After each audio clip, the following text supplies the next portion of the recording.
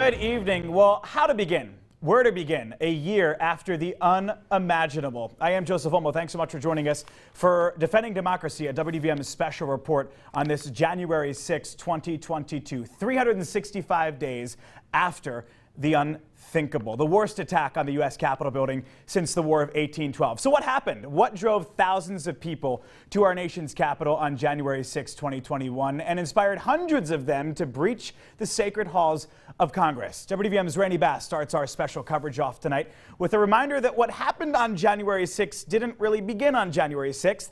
It began on election night 2020. With over 158 million ballots cast, the 2020 presidential election saw the highest voter turnout in American history. But it didn't come without problems. Both candidates called the race for themselves in the days that followed. But the numbers tell us it's clear. Tell us a clear and convincing story. We're going to win this race. To count the legal votes, I easily win. They can try to steal the election from us. A stolen election, a belief that would become common among Trump allies as more states went blue for Biden. Trump, though, continued to call the integrity of the election into question. The evidence is overwhelming. While Democrats called on election workers. And Republicans echoed the president. We need to stop the steal of our presidential election. The former president pushed the stolen election narrative on Twitter to the point where some fellow Republicans grew frustrated. He tweeted out, "Expose the massive voter fraud in Georgia."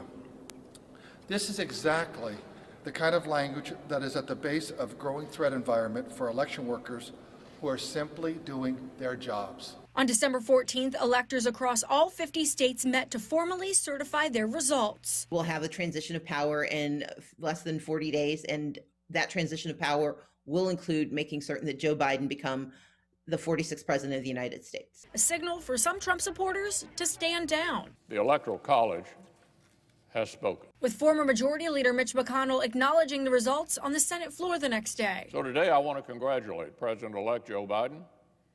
The president-elect is no stranger to the Senate.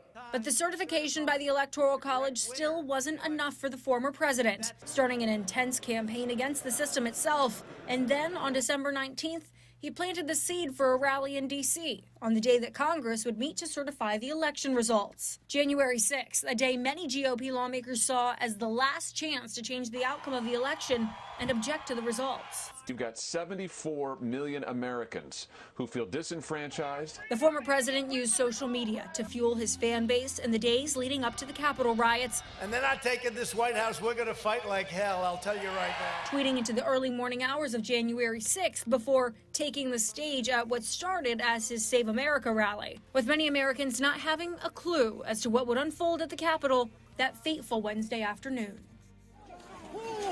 Pull them this way.